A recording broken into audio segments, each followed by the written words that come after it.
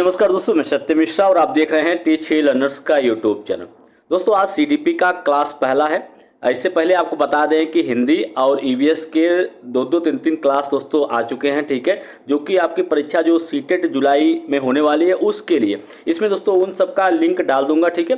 तो चलिए स्टार्ट करते हैं आज की क्लास का पहला प्रश्न। उससे पहले मैं आपको बता दूं दोस्तों, ये पहला चैप्टर है आपका सीडीपी या बाल विकास का शिक्षा एवं मनोविज्ञान। इससे रिलेटेड जो भी महत्वपूर्ण प्रश्न है जो पिछले कक्षाओं में या कह सकते हैं पिछले एग्जाम में पूछे गए हैं, वे सभी प्रश्नों को दोस्तों यहाँ पे लेके आया हूँ, ठीक है। तो चलिए यहाँ पे आपकी क्लास पहली है, तो दोस्तों वीडियो को लाइक, शेयर और सब्सक्राइब जरूर करिएगा दोस्तों, ताकि जो भी वीडियो डाला जाए प्रत्येक वीडियो का लिंक आपको मिलता रहे। तो सबसे पहला प्रश्न यहाँ पे आपके सामने स्क्रीन पे आ चुका है।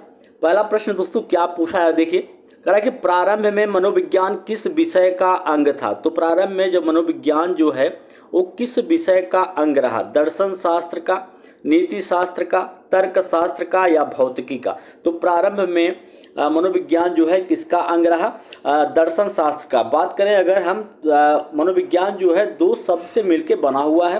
पहला है आपका साइकी, दूसरा है लोगस से लिया गया। साइकी का अर्थ होता है आत्मा और वहीं लोगस का अर्थ होता है ज्ञान या आत्मा का अध्ययन।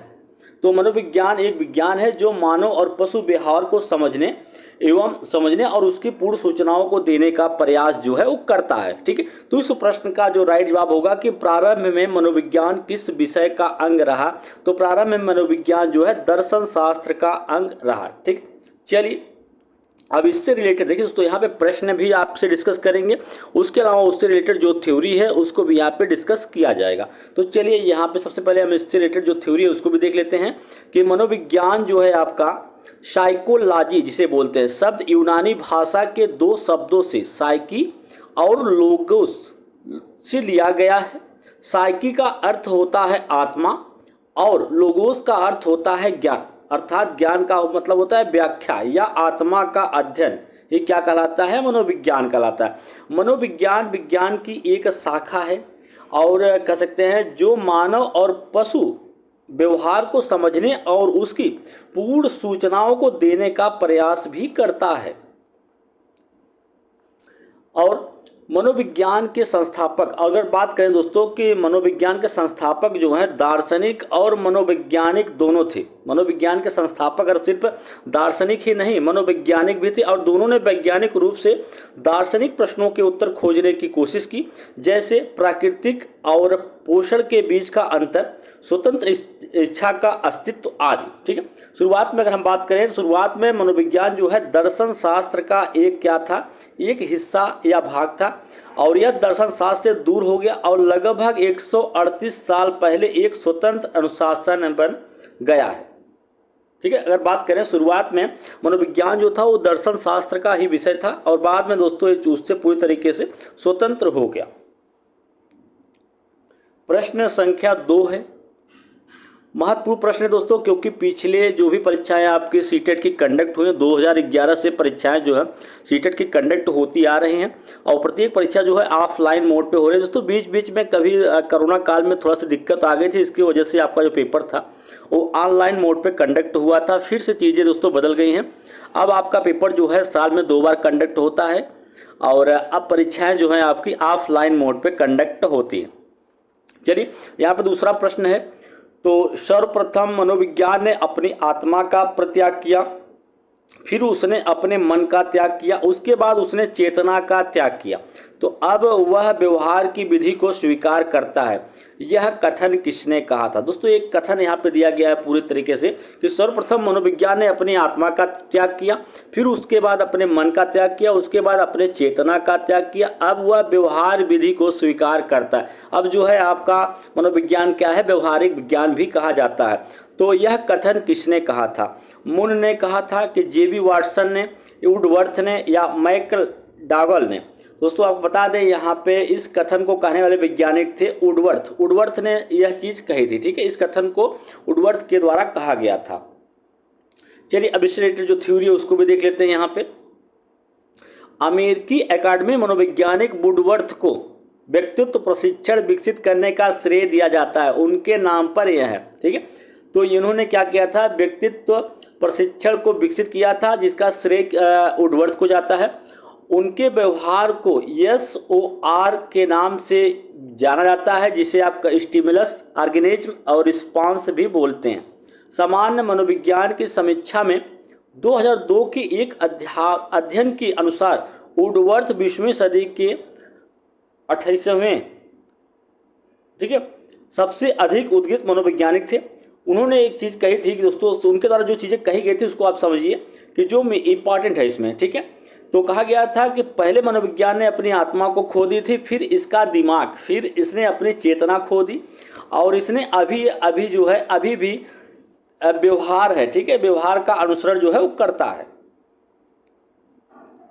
आगे अगला प्रश्न है कि शैक्षिक मनोविज्ञान का अध्ययन अध्यापक को इसलिए करना चाहिए ताकि, जो शैक्षिक मनोविज्ञान है उसका अध्ययन या उसको अध्ययन अध्यापक को इसलिए करना चाहिए, उससे क्या होता है, इससे वह अपनी परीक्षाओं में प्रथम आ सके, इसकी सहायता से वह अपने शिक्षण को अधिक प्रभावशाली बना सके, इससे शिक्षक को आत्मसंतुष्टि मिल सके, इससे वह दूसरे को प्रभावित कर सके। तो शिक्षक को मनोविज्ञान का अध्ययन सिर्फ इसीलिए करना चाहिए कि वह परीक्षा में सफल हो सके, बिल्कुल गलत है। इसकी सहायता से इससे शिक्षक को आत्मसंतुष्टि मिलती है, इससे वह दूसरे को प्रभावित कर सकते हैं। तो कुछ तो सही है कि इससे वो क्या करते हैं, दूसरे को प्रभावित तो करते ही है, और इसकी सहायता से क्या होता है, शिक्षण को अधिक प्रभावशाली बना सकते हैं। जो शिक्षण करने की उनकी तरीका होता है कि शिक्षण को किस तरीके से प्रभावशाली बनाया जा सके, वो शिक्षा मनोविज्ञान के द्वारा ही संभव हो सकती है, ठीक है। इसलिए शिक्षक को क्या करना चाहिए, शैक्षिक मनोविज्ञान का अध्ययन जो है करना चाहिए। आगे है इस रिलेटेड जो थ्योरी दोस्तों उसको डिस्कस करते हैं यहाँ पे, कि एक शिक्षक को शैक्षिक मनोविज्ञान का अध्ययन इसलिए करना चाहिए कि यह शिक्षक को समझने में मदद करता है कि अधिगम कैसे होता है। यह बिल्कुल ये सीखने में मदद करता है कि जो अधिगम होता है, सीखने की जो प्रक्रिया होती है किस तरीके से होती है, उस शैक्षिक मनोविज्ञान के द्वारा ही संभव हो सकता है, ठीक है। और यह एक शिक्षक को यह समझने में मदद करता है कि जो छात्र को किस तरीके से मोटिवेट किया, प्रेरित क्या कर सकते हैं, उसको किस तरीके से मोटिवेट किया जाए, कि अधिगम की प्रक्रिया जो है वो कैसी तरीके से शुरू करनी चाहिए, या चीज़ों को सीखने या समझने में उसकी मदद कैसे ली जाए। और यह शिक्षक को उसकी क्षमताओं को उचित रूप से केंद्रित करने के लिए छात्रों को उचित मार्ग पर निर्देशित करने में भी क्या करता है, मदद करता है। यह शिक्षकों को उनकी छात्रों की विशेषताओं और क्षमताओं के बारे में भी जानकारी जो है प्रदान करता है। बिल्कुल सही। जब शिक्षक को छात्राओं की क्षमताओं और उनकी जो विशेषताएं हैं दोस्तों, उनके बारे में जब जानकारी होगी तभी शिक्षक समझ पाएगा कि बच्चा जो है किस क्षेत्र में कमजोर है, उसे किस प्रकार की सहायता की जरूरत है, ठीक है। ये सभी चीज़ें शैक्षिक मनोविज्ञान के द्वारा ही संभव हो सकती हैं। इसलिए शिक्षक को शैक्षिक मनोविज्ञान जो है उसका ज्ञान या अध्ययन जरूर करना चाहिए। आगे है कि शैक्षिक मनोविज्ञान की सहायता से शिक्षक जो होता है अपने शिक्षण की प्रभावशीलता में क्या कर सकता है, सुधार कर सकता है। एक शिक्षक को अपने शिक्षण विधियों को छात्र की आवश्यकताओं और स्वभाव के अनुकूल बनाने में क्या करता है, मदद करता है। एक शिक्षक को व्यक्तिगत मतभेदों द्वारा उठाए गए मुद्दों से अवगत होने और प्रत्येक छात्र के साथ समान व्यवहार करने में भी क्या करता है, सक्षम बनाता है। अगला प्रश्न है प्रश्न संख्या नेक्स्ट है। तो ये भी प्रश्न आपके पिछले एग्जाम में पूछे गए हैं कि एक शिक्षक को अपने छात्रों की क्षमताओं को समझने का प्रयास करना चाहिए। निम्नलिखित में से कौन सा क्षेत्र इस उद्देश्य से संबंधित है। प्रत्येक शिक्षक को, एक शिक्षक हो उसे अपने छात्रों की जो क्षमताएं हैं वो किस तरीके से सीख सकता है, या उसकी सीखने या अधिगम करने की जो क्षमता है उसको समझने का प्रयास करना चाहिए। तो ये निम्नलिखित में से कौन सा क्षेत्र इस उद्देश्य से संबंधित है। मीडिया मनोविज्ञान, शैक्षणिक मनोविज्ञान, या शैक्षिक समाजशास्त्री, या सामाजिक दर्शन। तो किससे संबंधित दोस्तों, ये चीज़ें शैक्षणिक मनोविज्ञान से संबंधित हैं। चलिए शैक्षणिक मनोविज्ञान होता क्या है इसको भी जान लेते हैं। शैक्षणिक मनोविज्ञान एक शिक्षक को अपने छात्रों को एक शिक्षक को अपने छात्रों की क्षमताओं को समझने में क्या करता है, मदद करता है। बिल्कुल, एक शैक्षणिक जो मनोविज्ञान दोस्तों, यह शिक्षक को समझने में मदद करता है कि उसका छात्र जो है उस किस तरीके से अधिगम कर रहा है, या उसे किस क्षेत्र में कमियां हैं, या उसको किस प्रकार से सुधारा जा सकता है। ये सारी चीज़ें दोस्तों शैक्षणिक मनोविज्ञान के द्वारा हो पाती हैं। ये बच्चों को उसकी पूर्ण क्षमता प्राप्त करने में भी मदद करता है। और बता दें आपको, शैक्षणिक मनोविज्ञान का ज्ञान शिक्षक को उन कठिनाइयों का आकलन करने में भी मदद करता है जो बच्चों को सीखने के दौरान हो सकती हैं, और सार्थक सीखने की सुविधा जो है वो प्रदान करता है। बिल्कुल सही। जो शैक्षणिक मनोविज्ञान होता है बहुत सारी चीज़ों में मदद करता है शिक्षक का। जैसे शैक्षणिक मनोविज्ञान का ज्ञान शिक्षक को इस कठिनाइयों का आकलन करने में करता है। बच्चा जो है वो जो जब कोई चीज़ सीख रहा है तो उसे कहाँ पे कठिनाई हो रही है, और उस चीज़ों को जानने में और सार्थक जो सीखने की सुविधा है उसको प्रदान करने में भी क्या करता है, मदद करता है। चलिए दोस्तों अगले प्रश्न पे चलते हैं। प्रश्न संख्या नेक्स्ट है, और बाल मनोविज्ञान के आधार पे कौन सा कथन उपयुक्त है। बाल मनोविज्ञान के आधार पे कौन सा कथन जो है सबसे उपयुक्त है।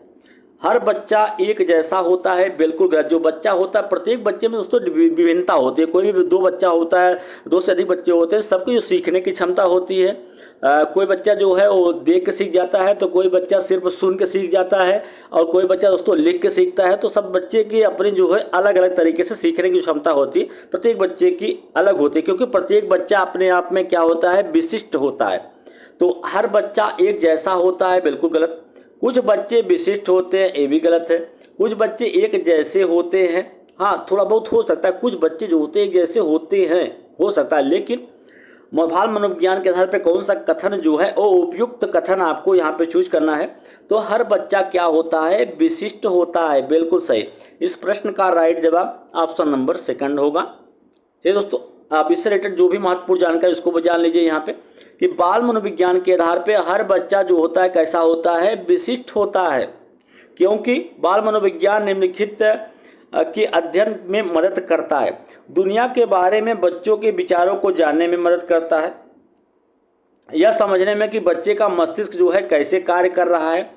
बच्चे विविध आवश्यकताओं को जानना और उन्हें पूरा करना, बच्चों की विविध आवश्यकताओं को जानना और उन्हें पूरा करने में कौन मदद करता है, बाल मनोविज्ञान। ठीक है, बाल मनोविज्ञान के आधार पर प्रत्येक बच्चा विशिष्ट होता है, और बाल मनोविज्ञान के आधार पर जान सकते हैं कि दुनिया के बारे में बच्चों के विचार किस तरीके से है, बच्चा क्या सोचता है, और यह समझने में कि बच्चों का जो मस्तिष्क है वो किस तरीके से कार्य जो है करता है। आगे, बच्चों के प्रगतिशील विकासात्मक चरणों आदि से परिचित होने में, यह अवलोकन करने में कि एक बच्चा अपने माता पिता, खुद और दुनिया के साथ कैसे बातचीत करता है। ये सारी चीज़ें दोस्तों तभी संभव हो सकते हैं किसके द्वारा, बाल मनोविज्ञान के आधार पे ही ये सारी चीज़ें संभव हो सकती हैं। अगला प्रश्न, प्रश्न संख्या नेक्स्ट है कि बाल मनोविज्ञान का मुख्य केंद्र क्या होता है। अच्छा शिक्षक होता है, बच्चा होता है, शिक्षण प्रक्रिया होती है, विद्यालय होता है। तो बाल मनोविज्ञान का मुख्य केंद्र, यहाँ पे मुख्य केंद्र की बात हो रही है, मुख्य केंद्र डैश है, बच्चा है, क्योंकि बच्चे को है आधार मान के सारी चीज़ें दोस्तों बाल मनोविज्ञान में बताई जाती हैं या कराई जाती हैं। तो बाल मनोविज्ञान का मुख्य केंद्र कौन होता है, बच्चा होता है बाल मनोविज्ञान का मुख्य केंद्र। अब बातें करें तो बाल मनोविज्ञान का मुख्य केंद्र कौन होता है, बच्चा होता है, क्योंकि यह विभिन्न शिक्षार्थियों की जरूरतों को पूरा करने में केंद्रित होता है। बाल मनोविज्ञान का अध्ययन शिक्षक को छात्रों की सबसे उपयुक्त तरीके से पढ़ाने में मदद करता है। बाल मनोविज्ञान का ज्ञान जब शिक्षक को रहेगा तो बच्चे को सबसे उपयुक्त कौन सा तरीका है, किस तरीके से उसको पढ़ाया जाना चाहिए, उसमें क्या करता है, मदद करता है या सहायता करता है, क्योंकि बच्चों के प्रगतिशील विकास के चरणों से भी परिचित होने में मदद करता है। बाल मनोविज्ञान दोस्तों इस चीज़ पे जोर देता है कि हर बच्चा जो होता है अपने आप में क्या होता है, खास होता है, या कह सकते हैं कि विशिष्ट होता है। और बाल मनोविज्ञान का अध्ययन इसलिए ज़रूरी होता है क्योंकि वो चीज़ों में मदद करता है। कुछ चीज़ें होती हैं उसमें मदद करता है कौन, बाल मनोविज्ञान का अध्ययन। दुनिया के बारे में बच्चों के विचारों को जानने में और यह समझने में कि बच्चे का मस्तिष्क जो है किस तरीके से कार्य करता है, और बच्चों की विविध आवश्यकताओं को जानना और उन्हें पूरा करने में मदद करता है बाल मनोविज्ञान का अध्ययन। ठीक है, चलिए आगे चलते हैं। अगला प्रश्न है, प्रश्न संख्या नेक्स्ट है कि शैक्षिक मनोविज्ञान शिक्षा का विज्ञान है, यह परिभाषा किसके द्वारा दी गई थी। जो देखिए दोस्तों, कभी कभी परिभाषाएं पूछ लेता है और सीधे सीधे इस तरीके से आ जाता है कि ये परिभाषा जो है किसके द्वारा दी गई थी। तो यहाँ पे मैं आपको 3 परिभाषाएं बताऊंगा। एक तो आपकी जो यहाँ पे देखिए यहाँ पे शैक्षिक मनोविज्ञान शिक्षा का विज्ञान है, यह परिभाषा किसके द्वारा दिया गया था। तो E.L. पील के द्वारा ये परिभाषा जो है E.L. पील के द्वारा ये परिभाषा दी गई थी। अब वही बात करें कि शैक्षिक मनोविज्ञान के विषय में B.F. स्किनर क्या कहते हैं, क्रो एंड क्रो क्या कहते हैं। तो चलिए इनके बारे में भी देख लेते हैं यहाँ पे कि अगर हम बात करें शैक्षिक मनोविज्ञान के, तो B.F. स्किनर का कहना है कि शैक्षिक मनोविज्ञान